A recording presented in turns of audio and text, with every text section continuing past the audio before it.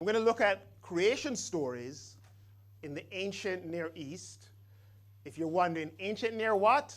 Don't worry. I'm going to explain it to you.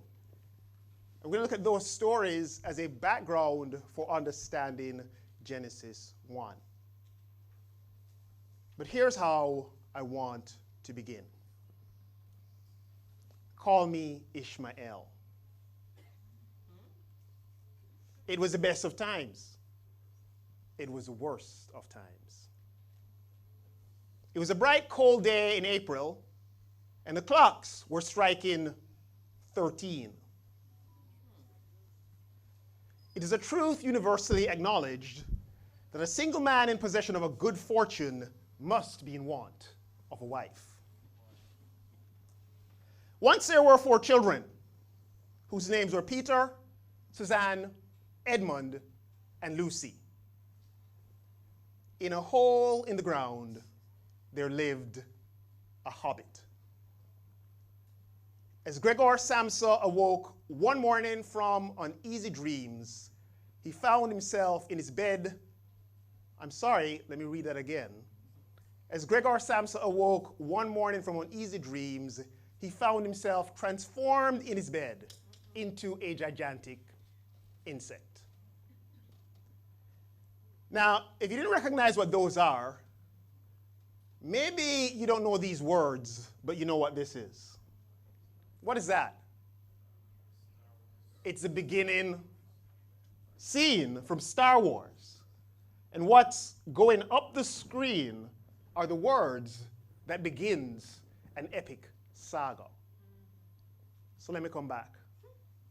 What are these? Beginning words, go ahead, Marlon. Of one story? Different stories. Very good. Do you know any of these stories? Anybody? Best of Times, what's that, Shelley? Yes, it's Tale of Two Cities by Charles Dickens. Does anybody recognize any other ones? In a hole in the ground, there lived a hobbit. What's that? Ozzy? It's a hobbit. Very good. Anybody else? Yeah, at the back. Catherine? The Chronicles of Narnia. That's one of my favorite stories. Once there were 4 children whose names were Peter, Suzanne, Edmund, and Lucy. Great story. Anybody recognize any other ones? All right. Call Me Ishmael. That's from Moby Dick. And then it was a bright, cold day in April, and the clocks were striking 13. That's George Orwell's 1984. And then it was a truth universally acknowledged that a single man in possession of a good fortune must be want of a wife. That is Pride and Prejudice, Jane Austen. And then the last one is Metamorphosis. It's a short story or novella by Frank Kafka. Now, what do all of these beginnings have in common? What do they do for you? Imagine you pick up a book, and the first thing you see is, Call Me Ishmael. Yeah, you're wondering who named so, right? Yeah.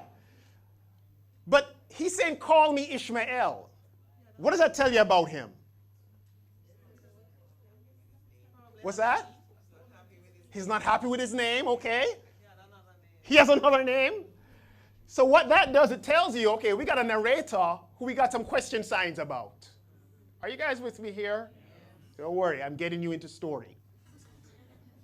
Or then in George Orwell's book, it was a bright, cold day in April and the clocks were striking 13. What does that do for you? That 13. It doesn't make any sense? The day is long, okay. You ever hear the expression, the clock strike 13? All right, that's kind of like a doomsday saying. But that book is what they call a dystopian science fiction book. It's a book in which there's so much authority in government, they can actually change the way that you see reality. So from the very first line, it's telling you there's something off about this reality because clocks don't strike 13. Are you guys with me here? Stay with me. Don't worry. Some of you are thinking, I went into the wrong class this morning. It's Saturday morning, Courtney. What are you doing?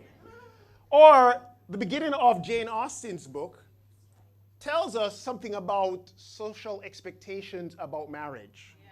And it's kind of interesting because it's talking about what a man is looking for, but what is not said is what the woman is looking for. And it's told from the perspective of a female narrator. And then we have a children's story, which begins like most children's stories, once upon a time. And it introduces these 4 children who were brought into this children's world. And then in a hole in the ground there lived a hobbit. The first question is, what's a hobbit? And why is he in the ground? Are you with me? And then we have Gregor Samson, who is transformed, you don't expect it, into a gigantic insect. Now, what all these beginnings do is they stimulate interest. And they convey information that is important for us to understand the story. And they also establish a point of view from which a story is being told.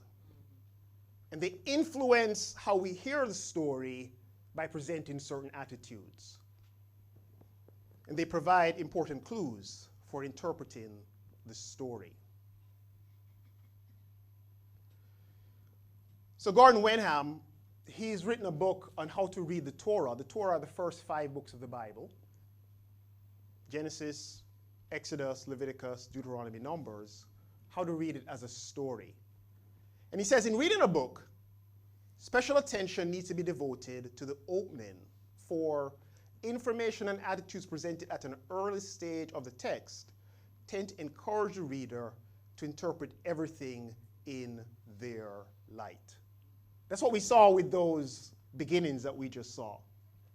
And so what I'm trying to shape for you is that as we begin Genesis 1, what it is setting up for us are some important ways of looking at the rest of the biblical story. Because Genesis 1 is the beginning of the biblical story. And the Bible is one coherent story. And so to properly understand the biblical story, we have to understand and pay attention to Genesis 1. It tells us from what angle and in what light we're to read the rest of the story. So I'm going to read for you the beginning of Genesis 1. And as I read it, I want you to pay very close attention because I want you to tell me what are some things that you notice. Are you ready? To get a sip of water first. Pay attention. All senses.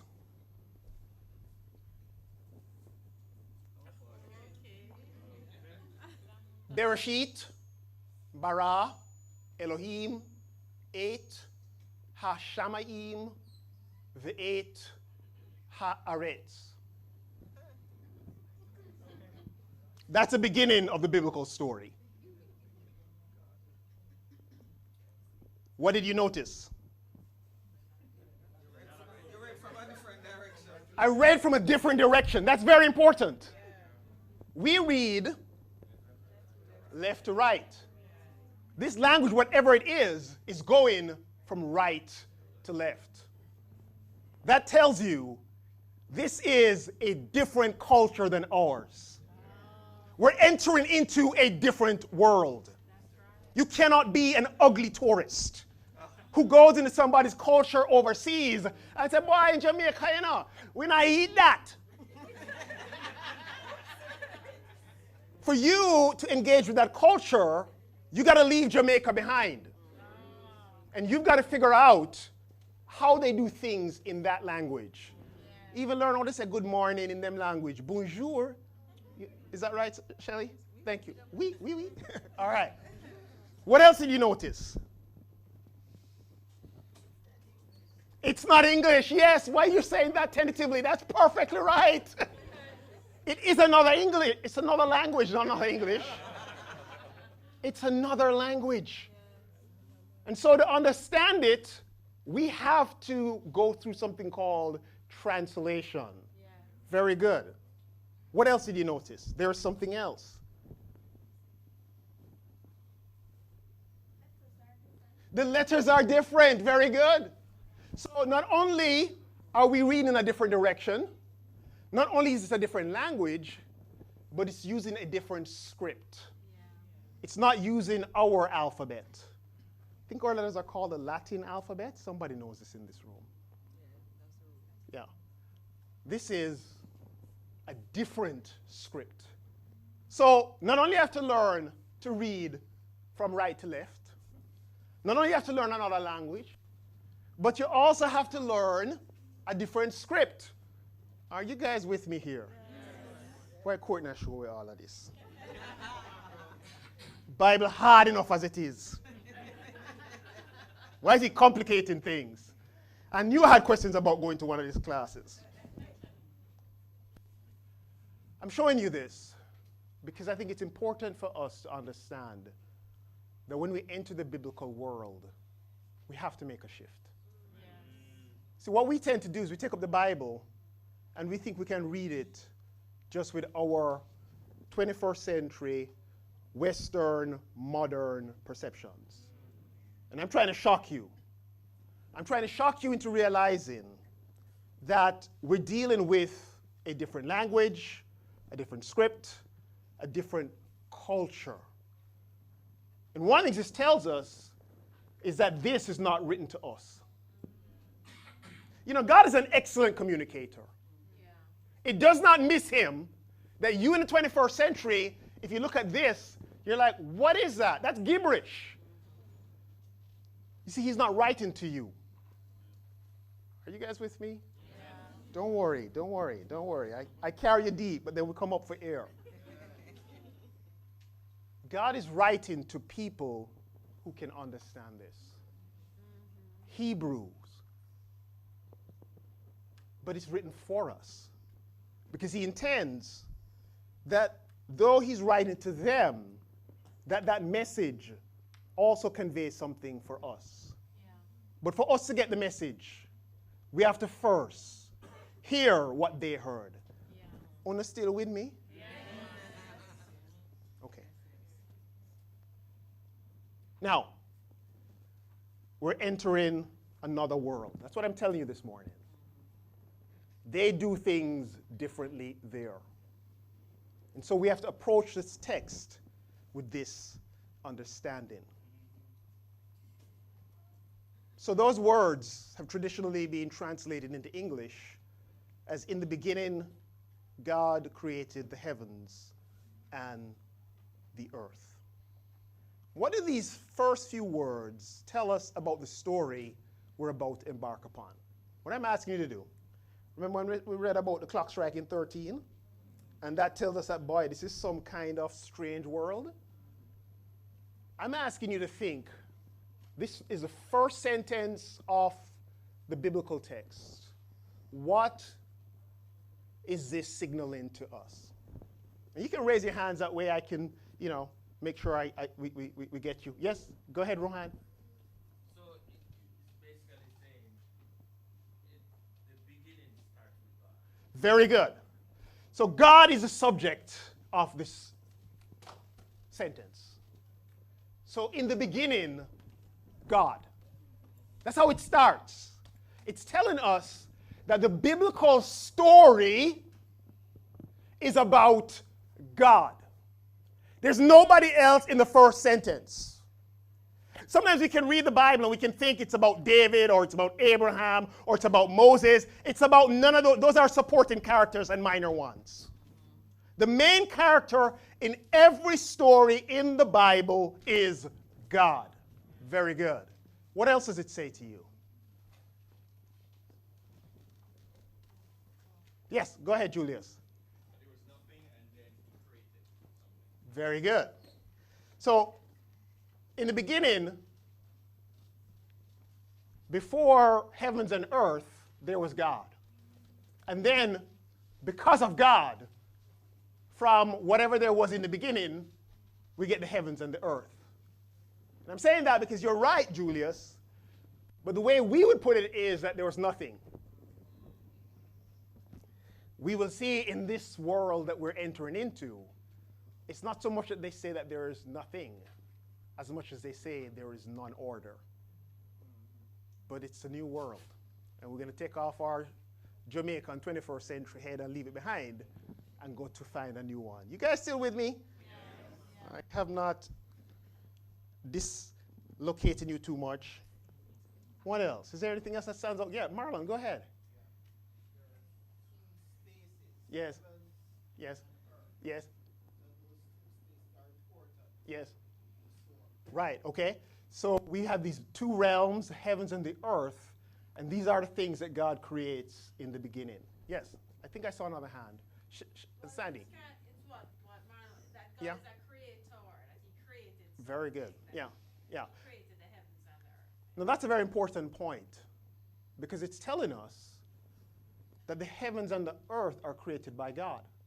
Now, in the context in which this story is written, the heavens and the earth, as we will see, in other cultures were gods.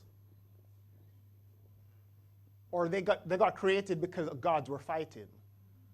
But this story tells us that in the beginning, there's one God, Elohim. Only one God, there's no other God. And who other cultures worship as heaven and earth? God created them. They're just things that he made. Are you with me here? And even the idea that there's one God, that is a radical thought in the context in which this story is being written. So all of this tells us that we're dealing with a very different creation story than the creation stories around Israel at the time that it was written. Now, I want to tell you about this book by John Walton. It's fairly accessible. It's written at a popular level.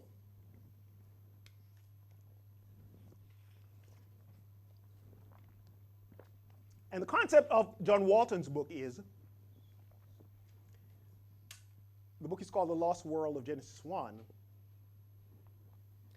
And his concept is that we've lost that world. It's so ancient to us, it doesn't come naturally. And so we have to rediscover it. All right? Yeah. And so he says to understand what's going on in the creation account in Genesis 1, one of the things we have to understand is that a text cannot mean today what it never could have meant originally to its author and audience. I want to say that again. A passage in the Bible cannot mean today something that the people whom it was written to first would not have understood.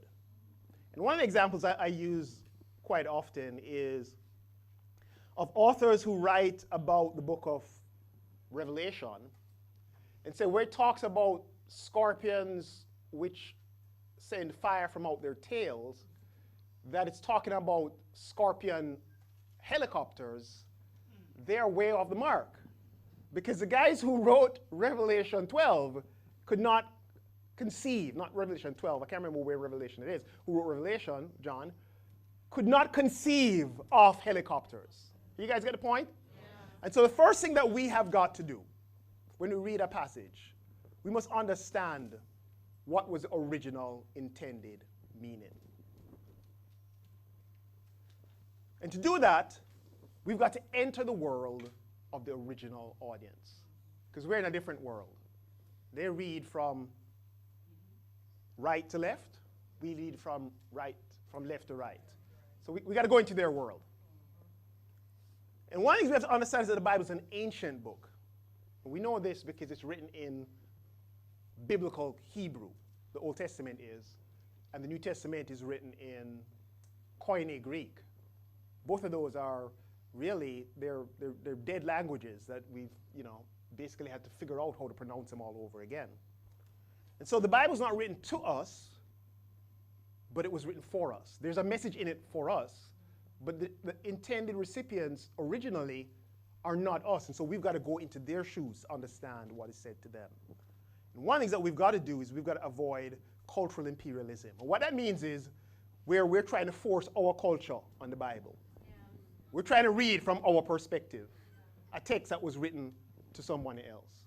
You've got to be someone who loves your neighbor like yourself. You've got to do the golden rule. You've got to be able to get into someone else's shoes, the original audience, in order to understand what is being said. Derek Kidner, who's written a commentary on Genesis, says, A God who made no concessions to our ways of seeing and speaking would communicate to us no meaning. You know what he's saying?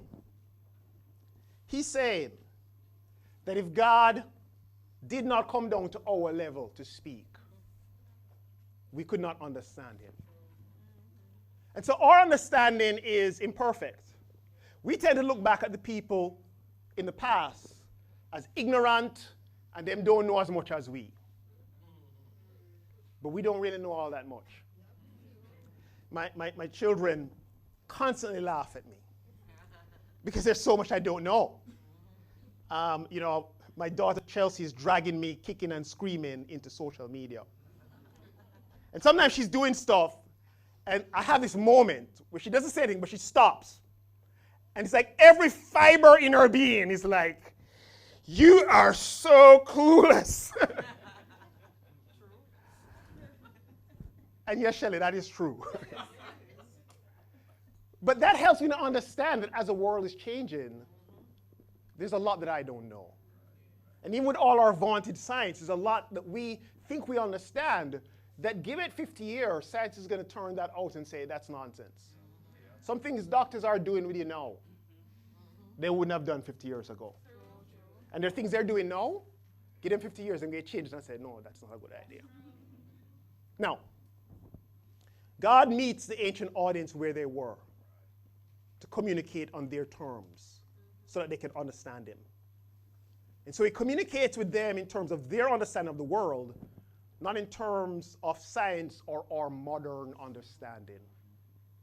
And so we have to begin reading Genesis by understanding that their understanding of the physical world is very different from our own. And we have to first enter their world in order to receive the message that God communicated to them, but intended also for us. Okay. So, that's what their world looked like. And I'm going to tell you why. In Psalm 104, we read that God stretches out the heavens like a tent. That means it's a canopy.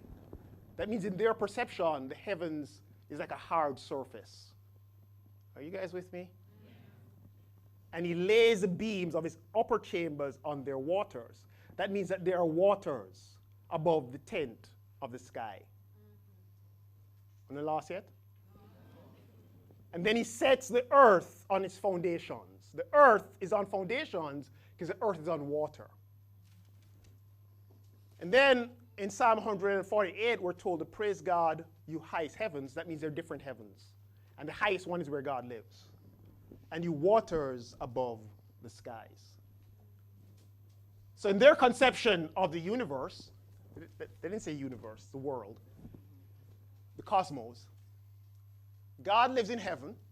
Marlon said earlier there are these two realms, heaven and earth. That means that everything is between heaven and earth. God is above the waters that are above the sky, which is the firmament. It's a hard surface. And in that, or just in front of it, are the moon and the stars. And then the earth is separated from the waters below. And under the earth is underworld, or Sheol, the place where the dead go. So, this is another image. Here you have the foundations of the earth, because as I told you, the earth is on the waters. And then you have the great deep. These are the waters below. The earth is on foundations. Sheol is the underworld. Sun, moon, and stars are just in front of or on the firmament. And the firmament is a hard surface. And you've got to go, or the sky, you've got to go through a gate in it to get to the heavens. And you go far enough, you get to the highest heavens, or heaven of heavens, where God dwells. And there are windows in the rakia, or the firmament, that allows water to come down on the earth. Now, before you start getting all culturally imperialistic and peering down your nose, I said, boy, I didn't ever know nothing. I want you to understand that there are things that we can learn from them. And as we explore, you're going to see that they have, in some sense, a better understanding of the world than we do. We know that the world is not physically like this. But I think there are concepts that we will miss about our world if we don't first enter their understanding and the message that God is speaking to them in their context. So, if we want to hear God through what he writes to them, we've got to understand that the Bible presents a clearly different conception of the universe than our modern understanding. And since the Bible as an ancient document is being written to an ancient audience, God is an excellent communicator, was communicating with them using a cosmic framework that they would understand. So throughout the Bible, this is the understanding of the world that God is speaking into. And he's doing that because he understands this is what they think the world is like. And he's trying to get a message through to them. And so he comes down to their level and he communicates based on what they see. Because they're all perceiving the world from what they observe. Water comes from a blue thing up above. It must be that water is above the sky and somebody's opening a window and it's coming down. Rivers and springs come from under the earth, so water must be beneath the earth. Are you guys with me? All right. Now, the Bible is not a science book. The Bible is not trying to address how the universe works. That's physics. But it's a theological book addressing why the universe exists and our place in it. That's metaphysics. That is the why the universe works the way it does.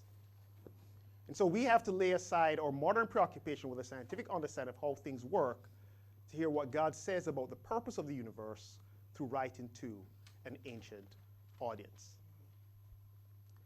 So this is the world of ancient Israel. And remember I told you I was going to tell you what the ancient Near East is? Yeah. This is the ancient Near East. It runs all the way from down here. This is Egypt.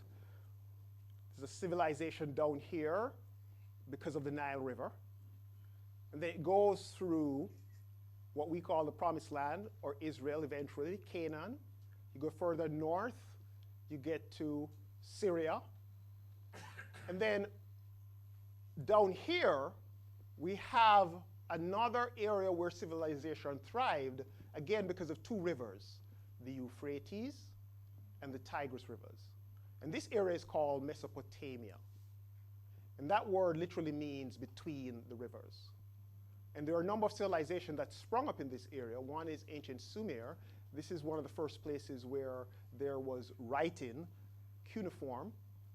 And then Babylonia. Many of us know Babylon from the Bible. And then later on, as well, Assyria, a little bit further north. And then there's another city called Akkad. So all of this is called the ancient Near East. And this civilization basically sprung up as a result of the waters that were in this area. And if you think about it, Abram and his family spent time in Egypt. The Israelites, by the way, Abram comes out of Mesopotamia, and Jacob goes back there. And then the Israelites go into exile there. And then when they get exiled, some of them go to Egypt. So there's a lot of interaction between these different cultures. They inhabit the same cultural space. John Walton calls it a cultural river. And so the ancient Israelites, in writing the Bible, they're not borrowing from this culture. They're immersed in it. And so it really is about them responding to it. Let's talk about, let me give you an example of how we all exist in a culture. Whether you want to resist it or go with it, you're in it. How about consumerism? Last year, I was in Atlanta. I went with Chase to a camp. And I go into a department store. I won't call its name because I'm on YouTube. And I went in there to buy a couple shirts. And if you ever had this experience, things dirt cheap. And, I'm the one, we have a budget, Lovette. And all of a sudden, I'm like, boy, this price is too good to pass up in the cart. This too good to in the cart. And I get a text from a brother, I think I can call his name Hinder Dick. Right there, he says, where? He's like, hey, man, how are you? I said, I'm good, where are you? I said, I'm in Marshall's. I'm resisting consumerism. I just called the name. I'm resisting American consumerism, I said. Now, whatever your views are on consumerism, whether you want to fire feet or you want to go with it, that's something that we're all immersed in. We're all immersed in capitalism. We're all immersed in individualism. We're all immersed in a scientific worldview. And so the biblical writers, they're immersed in a particular cultural river, but what they're doing is they're speaking into it. So let me tell you first about the cosmology of their Egyptian neighbors, and then we're going to talk about the cosmology of Mesopotamia. So, in Egyptian cosmology, and I want you to pay attention because what I want you to think about as we go through the biblical story in Genesis 1 is how this is similar to Genesis 1.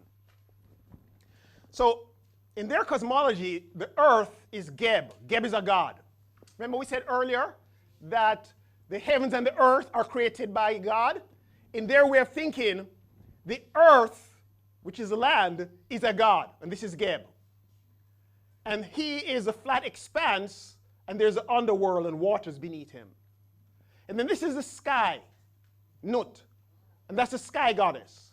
And see, her body's filled with stars, because the stars are in the sky. The sky is a hard surface, a dome that arches over the earth. And earth and sky are husband and wife. And the heaven and the earth, heaven, sky, earth is separated by Shu. Shu is the air god who holds up the sky by kneeling on Geb and supporting Nut. And then the sun god Re, the sun is in the sky, and they worship the sun in Egypt. He travels in, see, this is water. This is a pre-creation chaos waters. Waters above the sky. And he goes in a boat over the sky, and he goes under the earth into the underworld, the waters beneath the earth, and he emerges again the next day. That's their cosmology. Are you guys with me? This is a different world. And then there's ancient Sumerian cosmology. For them, the cosmos, and that word cosmology comes from cosmos. Cosmos really means order. Okay? And the logi is from the Greek word logos, which means a word. So this is how they explain the ordered world. And for them, the ordered world is made up of heavenly and earthly zones. We're back to Marlon's point about everything is happening between the space between heaven and earth. In the heavenly realms, in the upper heavens, you have Anu, he's the king of the gods. And then in the middle heavens, you have the Igigi. And then the lower heavens, these belong to the stars, which were gods. And then the earthly realm is made up of the upper earth. This is where man lives. And then the middle earth, which is made up of underground water, belongs to the god Ea. And then the lower earth is the underworld that belongs to 600 gods that were imprisoned. And we're going to talk about that story in a moment. All right, so this map is not so great, but we're back at the ancient Near East, and my animations are a little strange. So not only do they have a different way of thinking about how the world is ordered, but they also have different creation stories. So if there's a creation story in Genesis 1, the Egyptians and the Babylonians and the Sumerians, so the Babylonians and Sumerians are down here, and the Egyptians are down here. They have their own actual creation stories, which have been found. One of them is the Enuma Elish. Another one is the story of Atrahasis. And in these stories, creation is functional, not material. Now, let me explain that. Now, Julius, you remember when you said in the beginning, God created heavens and earth means God started from nothing. Remember? Very good. But in their way of thinking, to create is not to move from nothing to something. It is to move from non-order to order. Everybody with me? Yes. All right, don't worry, it's going to get easier. So they begin with a non-functional world. What we're going to see is in the beginning, it's not that there was nothing there at all. It's that what there was could not support life. And God ordered it. And so in all these creation accounts, whether in Egypt or Babylonia or Sumeria, what they start with is a primeval chaos, usually water. And then what happens is that water is separated and that water is named. And the idea of creating by separating or ordering by separating, you ever had a junk drawer full of all kind of things? And to tidy up the drawer, you got to separate things. Pens over here, paper clip here, so old paper in the bin. That's the idea. You're separating, and then you're naming. You're saying what something is for. So here's an example, the Gilgamesh epic, which is a Sumerian or Babylonian epic poem. And it references ancient days when necessary things had been just brought into existence, and then describes these things. And they are a mix of everyday things necessary for life and cosmic ordering. And it says, in days of yore, when the necessary things had been brought into manifest existence, so long time ago, when the things that we need to live were brought into a way that we could actually see them and experience their existence, in days of yore, when the necessary things had been for the first time properly cared for, they're being now taken care of so that they can support life. When bread had been tasted for the first time in the shrines of the land, you can't live without bread. When the ovens of the land had been made to work, before the oven, you can't bake the bread. You get the idea. When the heavens had been separated from the earth, so before heaven and earth were one, when the earth had been delimited from the heavens, when the fame of mankind had been established, when An, that's a god, had taken the heavens for himself, the god has gone into his place, and Enlil, another god, had taken the earth for himself. When the netherworld had been given to Erskgala, that's the underworld. So we could also talk about the Egyptian creation myth. And that one begins with these 8 primordial gods, Hok and Hoket, which is formlessness. They are male and female. Kuk and Kuket, which is darkness. Amun and Amunet, which is hiddenness. Nun and Nunet, which is primordial waters. Now, does any of this look like Genesis 1 to you? Yeah, in the beginning, God created the earth, the heavens and the earth. The earth was formless. Darkness was over the face of the deep. And it talks about waters, the Spirit being over the waters. So here, all of these gods represent chaos, which is where things start from. And so what happens is a primordial hill, they call it Ben Ben, rises out of the primordial waters. And that's kind of like Genesis 1, isn't it? Because in Genesis 1, God separates the waters and the earth emerges. And then we have the creator God, Atum. He stands on the hill and he generates 8 other gods. And I won't go through all of them, but basically, what are these gods that he generates? Air and moisture, earth and sky. These are the things that are necessary for life. And you can actually compare in certain Egyptian texts that have been found, Genesis 1, and see how there is a close correspondence between how the heavens and the earth are created. So the Egyptian pyramid and coffin text, it begins with lifeless, watery deep. Genesis 1 also begins with a lifeless, watery deep. Then we have Atum, breath and wind, moving on the waters, and the breath or wind of God moves on the waters.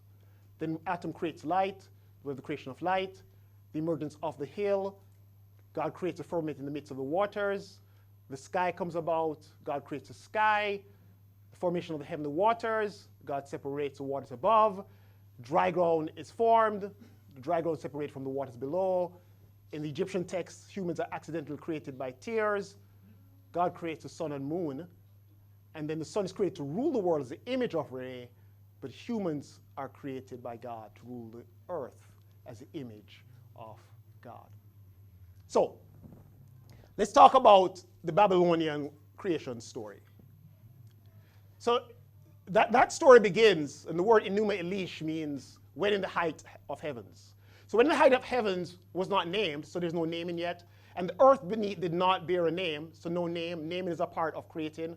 And the primeval Apsu, this is the primeval waters, salt waters, who begat them. And chaos, Apsu is the sweet water, like spring water. And Tiamat is the salt water, the mother of them both. The waters were mingled together. So we're starting with water. And no field was formed, no marshals to be seen. We don't have any organization. None of the gods, none had been called to being, and none bore a name, and no destinies were ordained. Then were created the gods in the midst of heaven. So they start with gods being created. And then what happens is you have all of these gods that they generate other gods. And like I said, Apsu is sweet water, Tiamat is salt water, and Anu is the sky god, Ea is the god of subterranean waters, and Marduk is the Babylonian patron god. And what goes on in the story, if I could tell you very, very quickly. So Apsu and Tiamat are the waters, and they start, and they have a bunch of kids. And then Apsu is the father god, says, the kids are making too much noise. Let's wipe them out. This is the story, Sandy. And then the mother says, no, we don't want to kill the kids. And the kids hear that the dad wants to wipe them out. So one of them, Ea, goes and he wipes out dad. And then mom gets upset that dad has been wiped out by the kids. And she says, war on all Ono. And so all of the gods are quivering their boots now about mom. And so they go to the one way down the bottom of the tree, Marduk. This is the god of Babylon. And the Babylonians are telling this story because by this story they say that we are the center of the world. Our God rules all gods. And they say, Marduk, deal with our food, And Marduk says, I'll do so on one condition. That is, if I defeat Mommy, then I must be the chief of all the gods. And they say, all right. So he puts on his war garb. He brings all the winds with him because he's a storm god. So he brings the 4 winds and he takes 7 winds. And Tiamat, the primeval waters, is personified as a dragon. And what he does, he sends the wind into her mouth so she can't close it. And then he fires an arrow straight into her mouth and into her heart. The anatomy is a little off.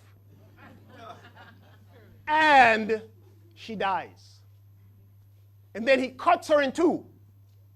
And he takes half of her carcass and he makes the sky. And the other half, and he makes the earth. And the gods say, you are great. So you know what? We are going to start worshiping you. All right? And he puts different gods into different domains. And he creates stations in the sky for the gods and organizes a calendar by setting up stars to determine years, months, and days. Does that sound familiar? If it doesn't, it will shortly. And then he builds gates in the east and the west for the sun to enter and to depart. And he causes the moon to shine and entrusts the night to her. And then how man comes into the picture is that the gods who got defeated, remember we talked about the gods that were way down the bottom and imprisoned? The Anunnaki. He says, all right, so I beaten up. You guys are on the wrong side. Your job is to take care of all the other gods. So you have to work the irrigation canal. You have to make food for we. You have to take care of our temple. And then those gods, the Anunnaki, they strike. They literally strike. They go to a god's house and they say, we now work no more. And then they say, you know what? No more food, no more irrigation so crops can grow, trouble this. And the God says, so what we're going to do? So, we're going to make man. And so they created humankind from the blood of one of the gods who were fighting against the victors. They cut his arteries and they mix it with dirt. This is not like Genesis 1.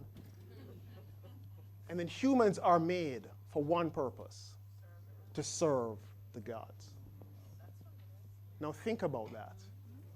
Think about how different that is from the biblical story.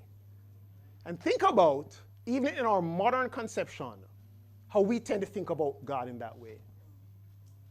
I don't know about you, but sometimes I can feel like if I don't do what God say Him want me to do, He's not going to bless me.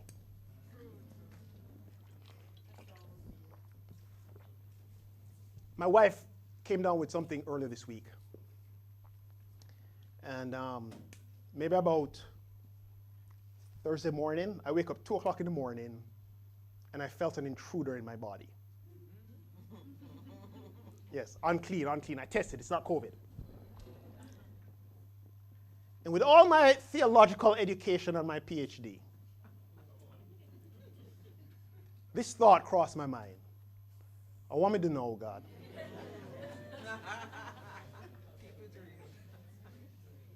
Because it must have done something, right? This weekend of all weekend, you're going to make me sick? What me never do? And I knew what it was. I was able to step outside the thought. But my point is, it's in me to perceive of God as I am here to do what he wants. And when I don't do it, fire for you. Now, I know you guys don't have those kind of thoughts at all, ever. You're all liberated and, you've got it all on right theologically. So before you start peering down your nose at these guys, understand, this is the human way of thinking about God.